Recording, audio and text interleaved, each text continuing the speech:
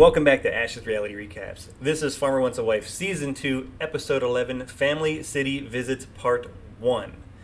What I like about this show and how they did this episode is that each farmer only had one date during this episode, and the second date will be during next week's episode.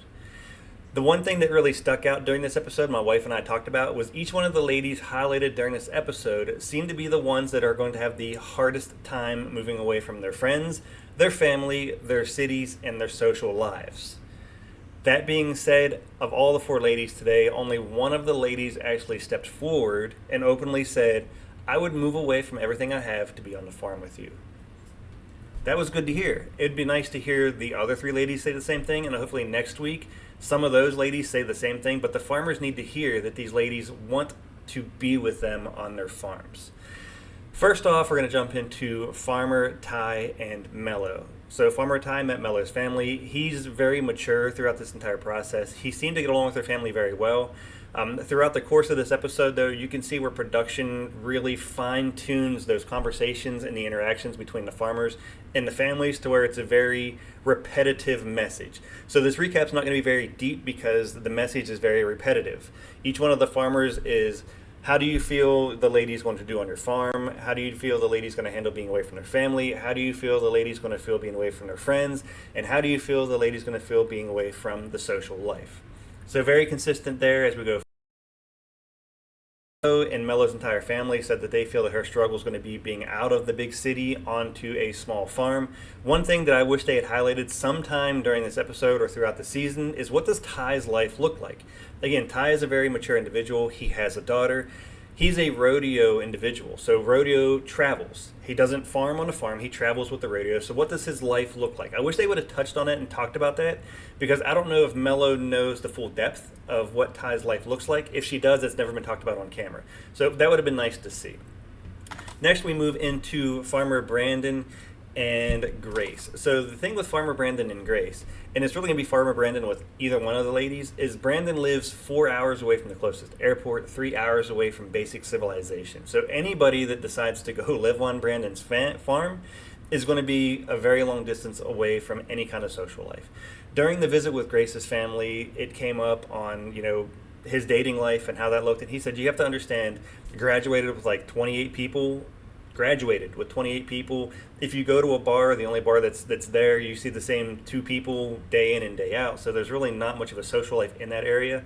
And how is Grace going to manage that process? Grace appears to be very close with her family. Grace talks about, already being homesick just through the filming of this production. And they talk about how Grace likes to go down to the city. So even though Brandon and Grace have a very good physical attraction to each other and appear to have an emotional attraction, how would Grace handle the farm? We're not too sure, so we'll have to see how Brandon's one-on-one goes next week and then kind of revisit this whole process situation and see who we feel Brandon's going to lean towards. Unfortunately, I feel that at the end of this, Brandon's probably going to end up with nobody, just because his situation being so far away is going to be a drastic change for any of these city ladies.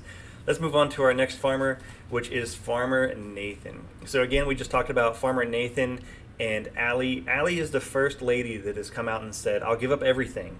I'll give it all up to move on to your farm. No other ladies have done that yet. So that makes me feel very confident where Allie's coming from. Nathan appears by production standards to have a better relationship with Taylor. But again, production's going to put in camera what they think we want to see or what they need to mislead us a little bit. So it's hard to say who he's going to end up with at the end of this, but it was refreshing to see Allie actually say, I'll give it all up to be with you. Same as anything else, Allie's family talked about her social life, her family life, her friends, and how difficult that would be, but she reiterated to Nathan that she would give it all up to be with him.